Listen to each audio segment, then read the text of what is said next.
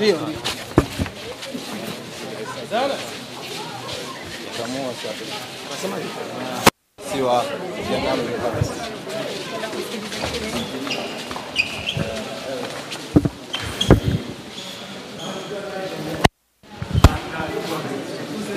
Sana bodani.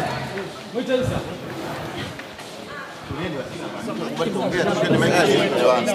Mbutali, President kule na kikao kirefu, labda nini ambacho unatoka nacho kwenda kama rais wa klabu ya Yanga kupitia? Kwanza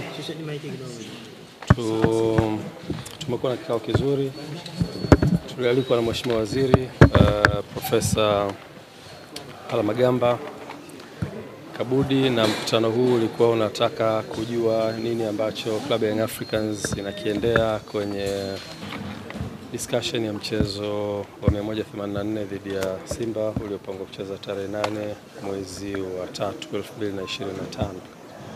Uongozi wa Club Young Africans pamoja na ukiwa umeambatana na excom wake wote pamoja na mtendaji mkuu uliweza kukutana na Mheshimiwa Waziri na Mheshimiwa Naibu Waziri, Mheshimiwa Katibu Mkuu, Mheshimiwa Naibu Katibu Mkuu na mwenyekiti wa Baraza la Michezo la Taifa kwa ajili ya kujadili kitu ambacho kilitokea.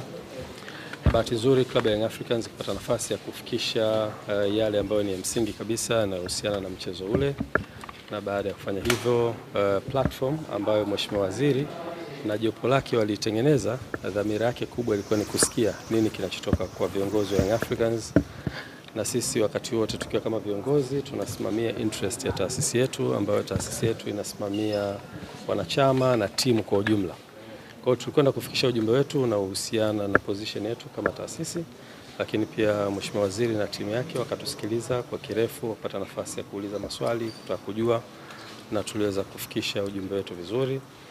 Na Mheshimiwa Waziri alikuwa na mwanzo mzuri kwa kueleza kwamba platform hiyo sio platform inaweza kufanya maamuzi, isipokuwa ni platform ya kutafuta solution ya tatizo ambalo limetokea. Kwa hiyo alikuwa anataka kujifunza kutoka kwa Young Africans nini hasa kinachowasibu na nini position yao. Kwa hiyo tumeweza kufikisha yote ambayo tunastahili kuyafikisha kama viongozi, ambayo yanabeba ujumbe wa kamati ya utendaji, lakini ujumbe wa wanachama wetu na wapenzi na mashabiki waliokuwa nchi nzima. Ujumbe huo umefika, Mheshimiwa Waziri na timu yake wamepokea, tumewaachia wafanye kazi na tumekubaliana tutakuwa na vikao vingine endelevu kwa ajili ya kutafuta solution ya jambo hili. Kwa nichukue fursa hii kuifikisha message hii kwenu kwa wanahabari ili muweze kujulisha umma wa Tanzania, lakini pia nichukue fursa hii kuambia wanachama na mashabiki wa Club Young Africans, sisi tuko hapa kwa ajili ya kusimamia interest za taasisi yetu, na ni watoe hofu ya namna yoyote, wasiingiwe na hofu ya namna yoyote. Viongozi wao ni viongozi imara na wako hapa kwa ajili ya kusimamia interest za taasisi. Kwa hivyo wakae kwa kutulia, na solution itakapopatikana tutaweza kurudi kwao na kuwajulisha. Nashukuru sana waandishi wa habari, asante sana.